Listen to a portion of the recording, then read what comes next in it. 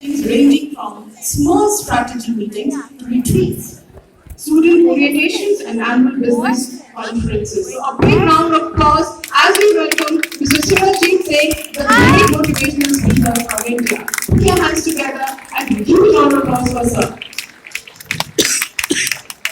Good morning. How's everybody today? Very nice. Great. Thank you for having me here. Dr. Bita Kamran, where are you? Can't see you anywhere. But it's your love and affection that has brought me back here yet once again. I spoke here at the Principals Conference about 3 years ago, and the sort of affection and the love from the staff members and everyone is what has brought me back here today. So thank you, and thank you for having me here today. Dr. Gandhi, Chief Guest, Dr. Anita Arathun, it's a pleasure to be here. It's wedding season in Lucknow, if you noticed that, yes or no? Did you notice that? So I was up last night for quite some time listening to Daler Mehndi, na na na na na re, and all those other wedding songs which were right opposite to the hotel where I was staying. I didn't have a choice, so I enjoyed it. I had a good time. You know, when you don't have a choice, you gotta go with the flow and have a good time at that. Great, fantastic. Once everybody's settled in, can I have your attention, please? Yes? Great. Yes. Because my next 40 minutes that I have is an interactive session, so just a little ground rule. Hello? A little ground rule to make sure after the interaction we are on track for the presentation. So when I make this signal which says, can I have your attention, please? Okay. Would you kindly raise your hand, please? Let's just practice this. When I will say, can I have your attention, please? Can you raise your hands, students? Thank you. And you will also notice something interesting happens as you raise your hands. You will please stop doing whatever you're doing. You will please stop talking. So as you will raise your hand, you will see that your jaw is also moving upwards. And you all be quiet and I can have your attention back so we can resume. Because I presented to a student audience of 800 in the Philippines, so it took me 19 hours to get there. And I had a 40-minute speaking slot. So I went on with an interactive activity, which was due to last 4 or 5 minutes. But it took me the next 20 minutes to get their attention back. So then I devised this mechanism. Let's just practice this. Can I have your attention, please? Fantastic. Good. So we're here to talk about quality, and I'm sure you must have heard some wonderful speakers before me and after me, some great interesting concepts and insights. Is that a yes? Yes. My goal in this session is to simplify quality, to simplify the basic concepts as I understand them, so that you can use them in your practical lives. Would you agree with me? Data becomes pointless. Information is meaningless if you cannot take action. Do you agree with that? Yes? Information is meaningless if you cannot use it to put it to action. We are flooded with information in this age. On our handheld devices. I think Paulo Coelho said it beautifully when he said, the world is not changed by your opinion, it is changed by your example. The world is not changed by your opinions, it is changed by your example. There is no shortage of opinions on social media these days. Right? If we were to just look carefully at what's happening on Facebook, you will not need to listen to any other presenter or speaker ever. There's so much information on your Twitter feeds, on Instagram, and so many other places. But what is that necessarily resulting into action or not? That's really the test we want to put it to. And then something is simplified. Students, would you agree with me and the August audience here that once something is simplified, the chances of doing that thing go up? Do you agree with that? The more complex something is, the less our chances of doing something. The more simplified it is, the higher our chances of doing that. So my congratulations to City Montessori School, first of all, on completing their wonderful 60 years. Give that a big round of applause, please, of their diamond jubilee. Everything at CMS is record-breaking. Their numbers are always record-breaking. And the reputation that you have in the academic circles in the country, I'll just say one word. Whenever I tell someone I'm speaking at City Montessori School, Lucknow next month, the one-word reaction that I get is, wow. That is the reaction that I get. Wow. And that is the reputation this school has created for itself. Your passion and conviction, Dr. Gandhi, for your chosen mission is evident through your presentations, which I had the privilege of listening to the second time. And also the 22nd International Student Quality Conference. 22nd. Thank you, I must say, for bringing the concepts of quality management out of factories. That's what quality management, that's where it first originated. Edward Deming perhaps went to Japanese factories and started total quality management. And thank you for bringing it out of factories into schools.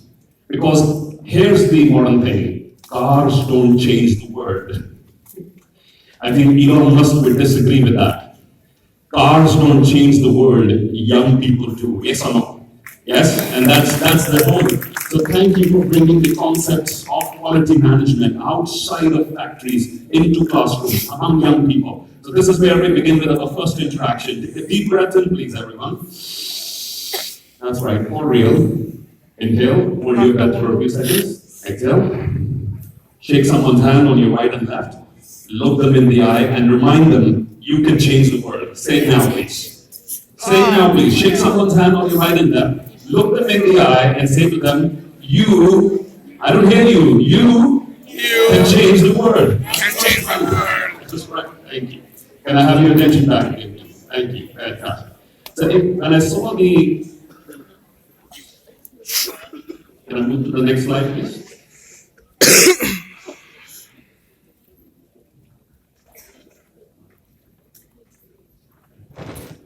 Maybe I'm too far away. Great. So when I saw the invitation from Dr. Kamran, it had some very powerful words that I wanted to highlight, which are also the basis of my keynote here today. She talked about culture, right? It's one of the most important building blocks of anything. She talked about changes at the grassroots level. We must understand this. Culture is not something that is isolated from us. Agree, disagree? We are active participants in shaping culture. She talked about changes at grassroots level, about quality people, and also, this thing's not working, and also about commitment to quality. Can we have this change, please, the presenter? When experts study culture, they talk about 3 levels of culture. How many? 3. I don't hear you. How many? 3. Level 1 of culture is the posters on the wall. What's it called? Posters on the wall. The things we like to espouse, we talk about that. Level 2 of culture is what management talks about, what we preach. So what is level 1 of culture? What we preach or Posters on manage. the wall. Level 2, what we talk about, what we preach. However, experts also agree the most powerful impact of culture is, it's called the way we do things around here. What's it called? The way we do things around here. That is the 3rd level of culture. And that is more powerful. Even more powerful than the posters on the wall. Look around you, please. There's many wonderful posters on the wall. That's level 1 of culture. We've had wonderful speakers here today. That is level 2 of culture. And level 3 is the way we do things around here. How many of you have ever done something in your life which was against your values, but you did it because everyone else was doing it? Raise your hands, please. Yeah. Because everybody else was doing it, it suddenly made it acceptable that I can do it too. Right? How many of you have ever been influenced by someone to do the right thing? Just by observing them? Raise your hands. They didn't give you a lecture, you saw them doing the right thing, and you followed. And that, my friends, is the power of culture. When you have a culture of quality, you create a system which sustains. Which does what? Sustain. I don't hear you. Which does what? Sustain. Sustains. Conferences, conventions, and lectures, they ignite. They do what? Ignite. In order to sustain something, you need culture. When you go back to your places where you live and your schools and other places, what is the way things are done there? That is going to be the key factor in determining whether the new things that you're bringing to the table, will they be sustained or not, right? And social proof, like what other people are doing around you, has a huge impact on what you do. I'm just going to play a brief video. Look very carefully on the screen. This was a social experiment done somewhere in the United States, I believe. What they did was, they took 12 people. 12 people were hired by a company to stand a particular way in the elevator. Okay? One member of the public, how many? Just one member of the public who doesn't know what's going on, who doesn't know there's an experiment that's happening, who doesn't know there's a hidden camera, will walk into that elevator unsuspecting. Now, these 12 people will stand in a particular way in the elevator. And all I want you to observe is the impact on the one member of public, which is just there by watching and observing these 11 people, which will make it very clear to you the impact of what I'm talking about, which is the word culture. Let's watch this video.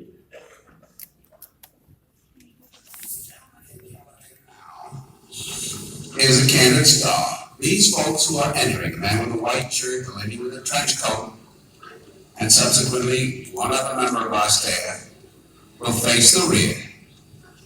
And you'll see how this man in the trench coat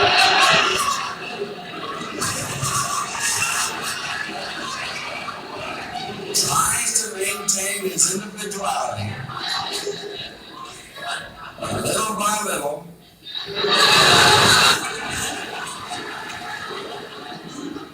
he looks at his watch, but he's really making an excuse for turning just a little bit more. I will try it once again. Here's the candid subject. Here comes the candid count. Stand, 3 up with peace. And this man has apparently been in groups.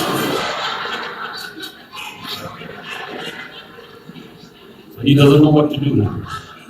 And 1, 2, and 3. There he goes. He moves. We've all done this, yes or no? This is the power of the ripple effects. What is it?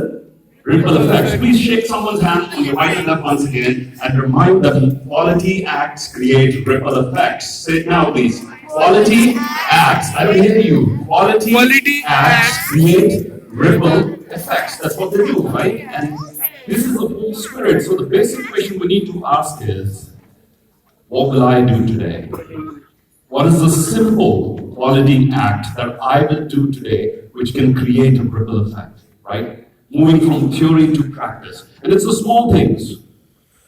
Quality is not only about strategy or something big. It's the small actions.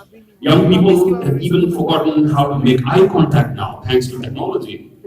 We changed that a little bit, and you see how the quality of when you meet someone, and if you're looking them in the eye, if you give them eye contact, how much of a different impact it's going to have. Let's try this. Deep breath in, please, once again. And shake someone's hand on your right or left, look them in the eye and just smile at them. Say nothing. Just look them in the eye. Make eye contact, please. Fantastic. It's small acts of quality which change the world. Small acts of quality. You know that I'm staying here. It's just like any other building. Except there's 2, 3 things which make a difference. Number 1 is the people who work there. So last night when I was about to check in, it was a bit chaotic, but one person took charge of the entire situation and helped me to check in at that home.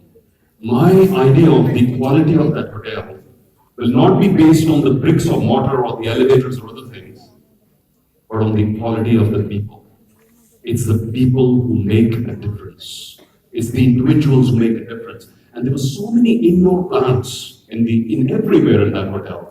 Now, is that mandatory to have indoor plants in a hotel? Yes, no? Yes, no? Is it compulsory? No, it's not. No. It's someone going the extra mile. It's someone passionate about something, and it's someone paying attention to the small things. Quality lies in the details, in the attention to details. I mean, even if there would not be any indoor plants, I'd be pretty happy about the quality of the entire accommodation. But it's the small additional thing that someone has done something. You know, talk about culture. I'm reminded of a famous experiment of a story. Would you like to listen to a story? Yes. Some of you are not sure, so I'll just move on with the slides. Yes? So this story it's called the 5 Monkeys Experiment, and it's about culture. How many of you heard about it? The 5 Monkeys Experiment. No? Okay, great. So here's what a psychologist did. He took how many monkeys? 5 monkeys, put them in a cage, put a ladder there and hung some bananas. Okay? Now, default, whenever a monkey sees bananas, what are they going to do? They're going to jump and reach out for it, yes or no? Yes. Now, in order to condition the monkeys, what they've done is, they've put a jet of spray of cold water, and they've decided whenever any monkey is going to reach out for the bananas, they're going to do two things. Number one, they're going to punish the monkey who's jumping and reaching out for the bananas. Number two, not only him, but everybody else will also be sprayed with freezing cold water. You get the idea? Yes? So as soon as the 5 monkeys are brought in, they see bananas, what are they going to do? They're going to jump and grab them. And what is the experiment, the person who's conducting the experiment, what is he or she going to do? Spray everybody with cold water. Okay? So this happens once. Talking about culture here. And this happens twice. They're all freezing. They're confused. They're hungry. They can see bananas, and yet they cannot go and grab them. Right? So this time, another one is trying to reach out. And an interesting thing happens. The others stop him, they grab him, and they beat him up. So what has now happened is, despite bananas in front of them, none of the monkeys will reach out for bananas. So far, so good? Yes. The experiment gets interesting at level 2, where they remove one of the original monkeys, one out of the 5, and they bring in a newcomer. Yeah? A newcomer to the group, who has no idea about what's happening here. What is the culture of this place? How they do things around here. So as soon as he comes in, he's all very happy, he's excited, he's eager, he's motivated. What does he do? Jump for the banana. Bananas. Interesting thing. The other 4 monkeys come in, they gang up on him, they beat him up, and they say, no, don't do that again. This guy's confused. But the group is against him. With me so far? Right? And the impact of the group is, he said, okay, fine, you don't want me to grab the bananas, I won't do it. So he sits there quietly. The next level, hello, can I have your attention please? The next level of the experiment gets even better.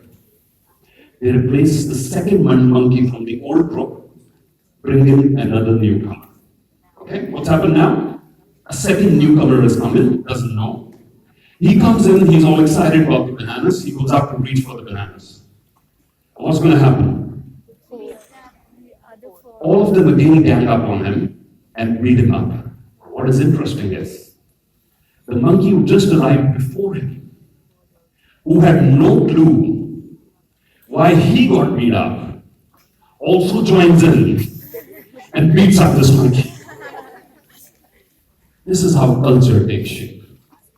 And you have the power. Every single one of us has the power by doing things differently to set a new trend, to start something new, to not be a prisoner of the past, to understand, to question the relevance of something. And that's how we bring in quality. Because if you do what you've always done before, what are you going to get?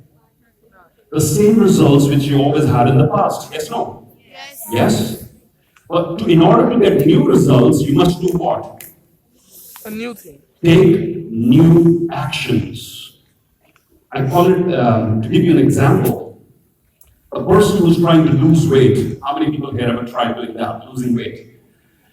Now, if you follow the same practices, your diet remains the same, your fitness activities remain the same. If all the inputs, hello, all the, I don't hear you, all the inputs remain the same, the outputs will not change. This is once again a deep breath moment.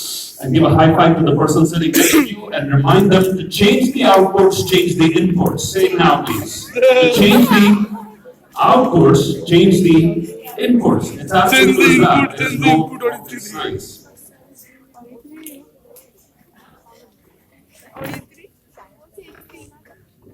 Have you heard of the Punjabi dieting plan?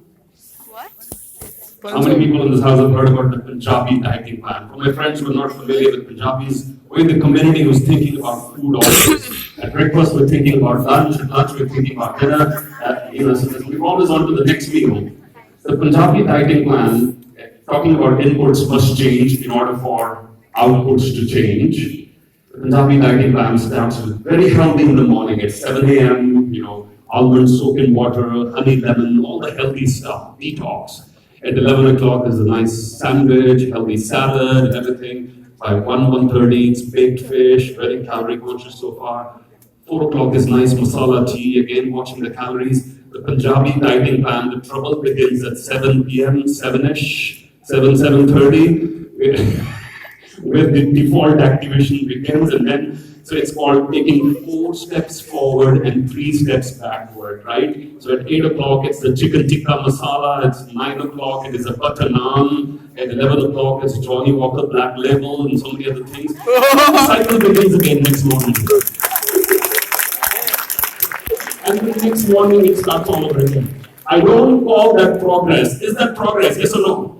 That's not progress. That's called going 4 steps forward and 3 steps backward. That is not progress. In order for outputs to change, inputs must change. And that is, for quality of life. How many of you would like to change the quality of your life? Raise your hands, please. Improve the quality of your life. Keep your hands up in the air. How many of you are willing to pay the price for that thing? Please understand the simple thing. Quality is not free. You with me on this?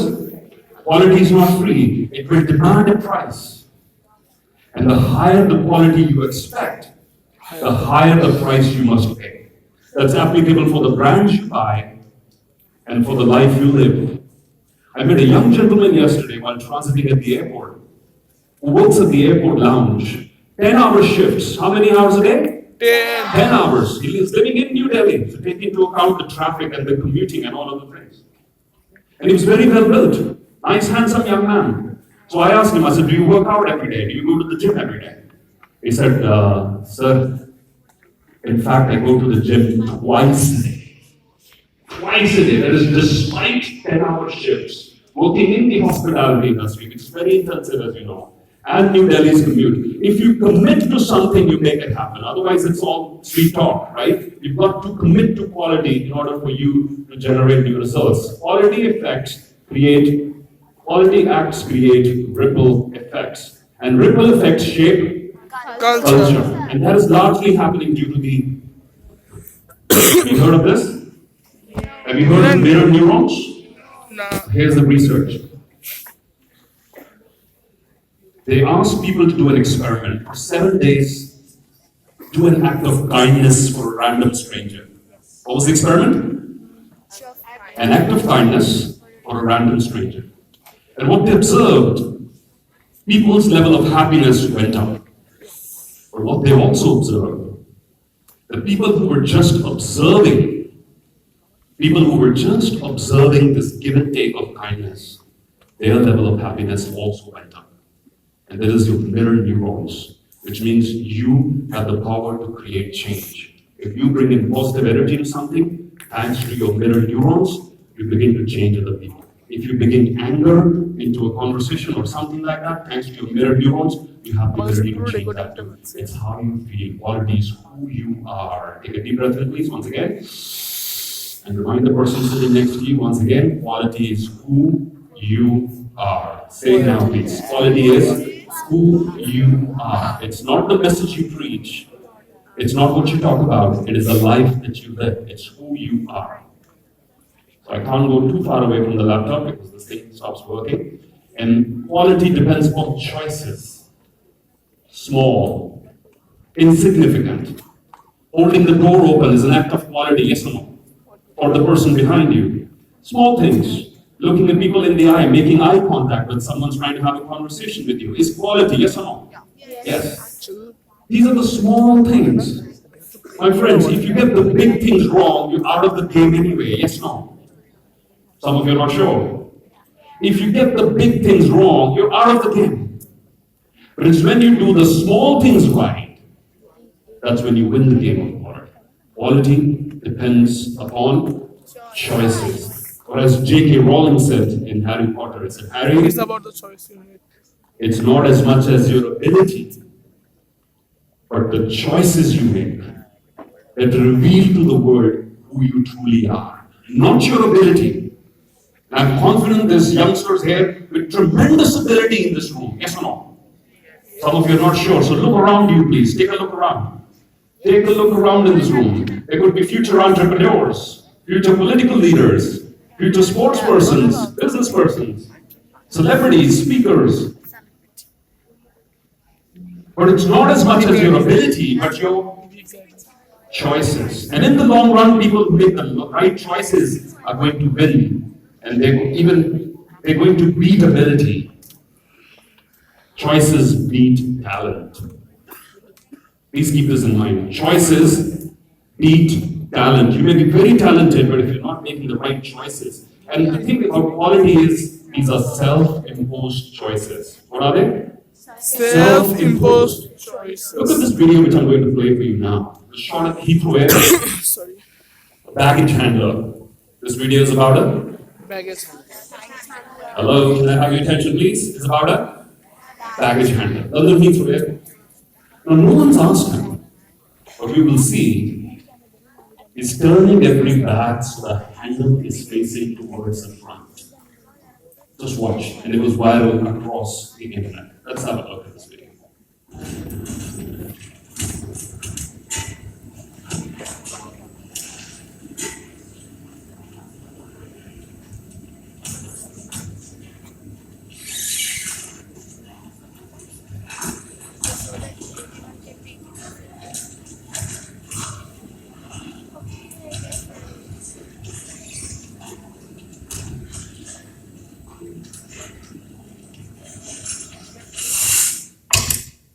You see this? Will you call this active quality? Yes, no? If someone asked him to do it, he's doing it of his own volition. And that's what quality acts are about. Small, simple.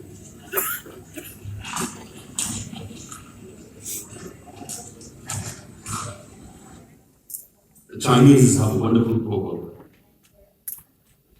It says, only when a man decides to go the extra mile, only when a man or a woman decides to go the extra mile, which means do things which have not been asked from you, only then that person becomes a free person. Before that, he or she is just a slave. Before that, you're just a slave. If you're doing and giving to the world only as much as being asked from you, you're a slave. To become a free person, you must go the extra mile. And that really is the whole spirit of living a quality life, making a quality impact on someone else. One of the most important concepts in this whole conversation about a quality life is going to be learn to say no. This is once again a hello moment. Deep breath in, please. Once again, a high five to the person sitting next to you and remind them you must learn to say no. Say it now, please. You must learn to say no. If you're saying yes, yes, yes, yes to everything, you will not be able to lead a quality life. Does that make sense? Especially my young students here. You're so gullible, you're so vulnerable to so many things. You get aggressive, please. Get clear and get assertive about saying no to things which are not in harmony with your values. You will offend a few people in the short run, but in the long run, you will be laying the foundation of a strong life. Learn to say no. Deep breath in, please. Everybody say out loud, I will get comfortable and saying no. You might offend a few people, and that's okay. That's part of the deal. If you say yes to everything, you will compromise your values, you will compromise who you really are. And know your enemy. In this whole conversation about quality, know your enemy. All of this looks very good right here on the stage, on my presentation, and theoretical. Leading a quality life is very difficult because you must pay the price. And that's what majority of people don't want to do. We want to delegate everything. Yes, no? You wish someone else can do something for you and you will have the results. Is that possible? I don't care how rich, powerful, or influential you are. You cannot hire someone else to do your push-ups for you. Does that make sense? You cannot hire someone else to do your push-ups for you. There are some things that only you and you must do. That bridge only you must cross. That price only you must pay, and you must know your enemy. Any guesses what your enemy is in leading a quality life? Any guesses? Your fear. Number one enemy? Your fear. Sorry, what does that mean? Resistance? Lazy? I think you deserve a round of applause. You do. Right, now, look at the three symptoms of laziness. This quote put up by someone. ভাই আমার এখন এই মুহূর্তে enemy হচ্ছে And the root cause of what you call laziness is what neuroscientists call a lizard brain. What do they call it? Right? Will you all remember this? I want you to get the image of a dirty, slimy lizard in your head, green in color. And that's your number one enemy, and it's part of your brain. It's always there. It's always there. Right? This is once again a deep breath moment. And say out loud, I will kill the lizard, or I will suppress the lizard brain. You've got to win this battle. You have to. থাম Keep a scorecard, please, daily. I'm asking you to keep a quality scorecard in which it is you against the lizard. The battle is between you against the lizard brain. Now, let me tell you what the lizard brain does to you. It stops you from taking action. You meet someone new and you want to say hello, and you want to introduce, make a new quality connection. You should be doing that, right? But your lizard brain will tell you, shut up and sit down. Don't take a chance. আমার style Let somebody else initiate the conversation. You missed out the opportunity to make a new contact. You see 5 people sitting in a nice Audi A6 and they have their butter chicken and they threw the thing outside. You feel the instinct to go pick it up and put it in the dustbin. Yes, no? You feel that instinct? But you say, come on. Mere akele karne se kya hoga? What difference is it going to make? You say, forget it. You missed an opportunity. You know what's working there? What is working? The lizard brain. As part of the evolution process, the lizard brain is there to preserve us. So it will force you, it will ask you not to take any risks. But quality acts are acts of courage. Can I hear that from the audience, please? quality acts are acts of courage. And the lizard is fighting against you. So keep a scorecard daily. You wanted to get up at 6 a.m. in the morning, but you got up at 7. Put in the scorecard, lizard 1 and your name 0. Right? Keep a scorecard daily to see who's winning, to become more powerful, because you want to see the impact of the lizard brain on your life. So this is how it looks like. This is someone working with their lizard brain. এই না এটা আমার রুমটা Familiar? Does it look familiar? It's my room The other impact, the more modern impact, the best diet for the lizard brain is, any guesses by young students? লাথার্জি The best diet for the lizard brain is লাথার্জি social media. এটা Social media. It is going to give you an illusion of achievement.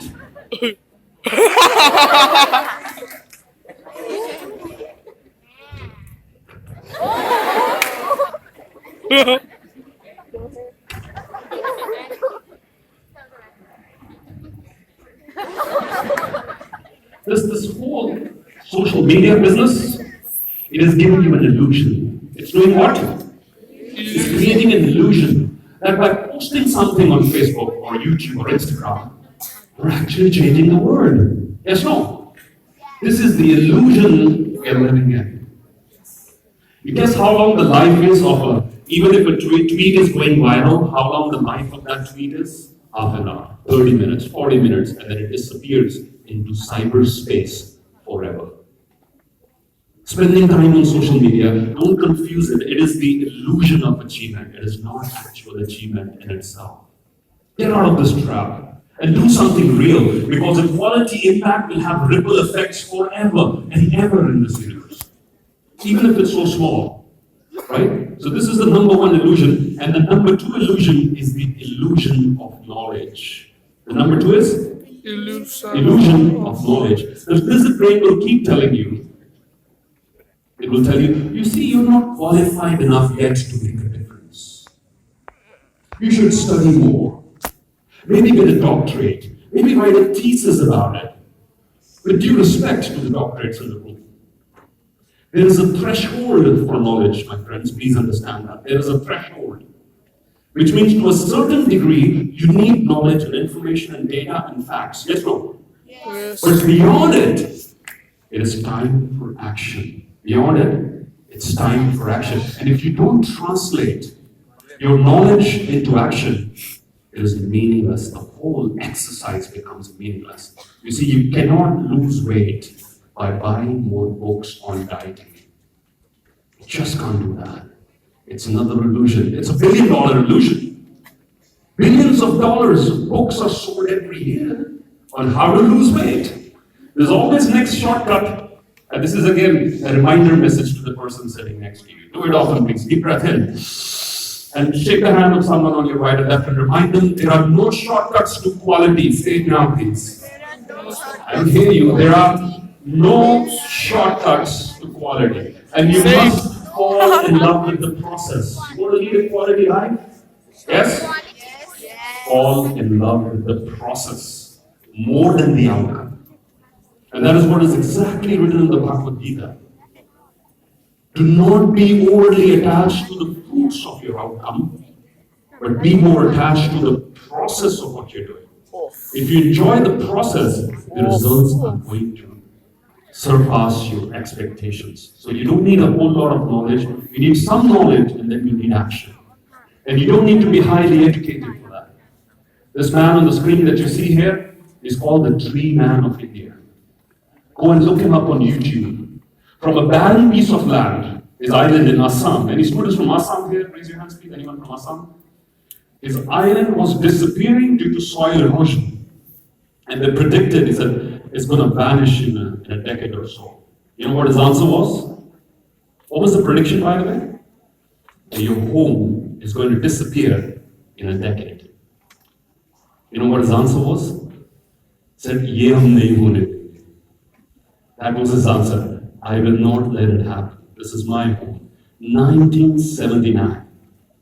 He started planting 1 tree a day. Fast forward to 2019, it is a forest of 13,000 hectares. 13,000 hectares.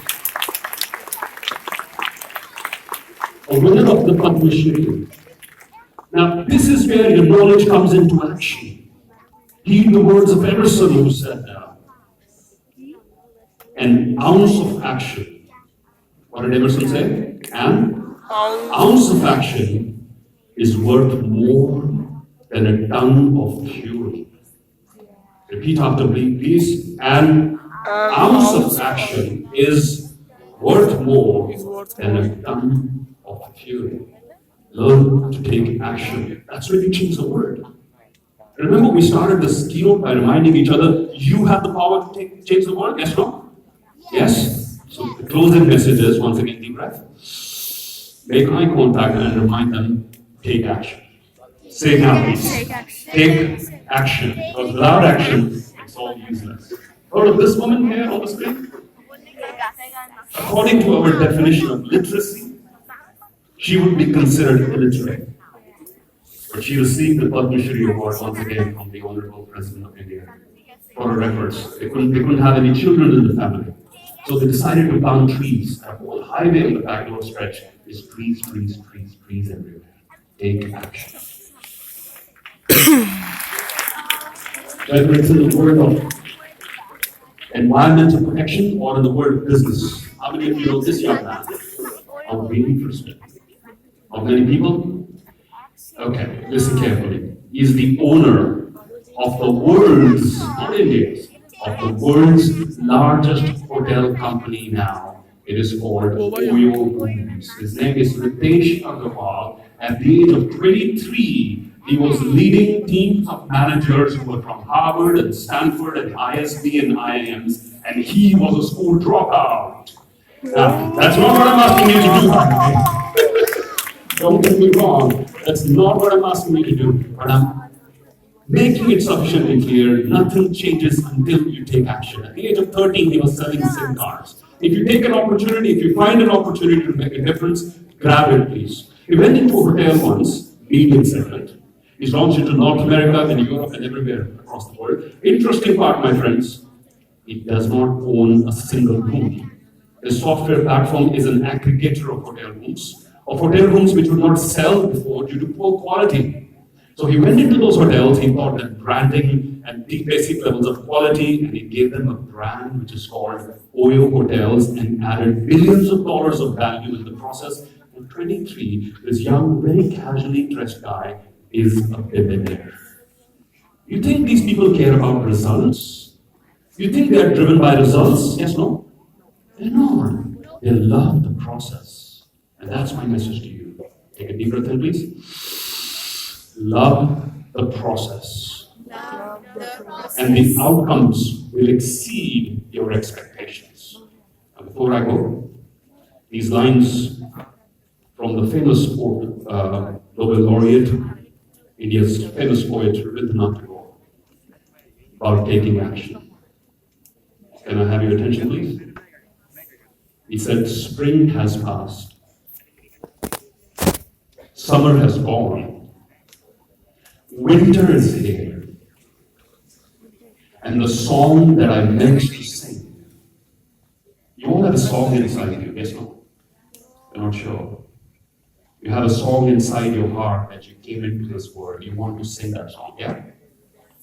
Listen to these lines by Rabindranath Tagore. Spring has passed, summer has gone, winter is here, and the song that I wanted to sing remains unsung.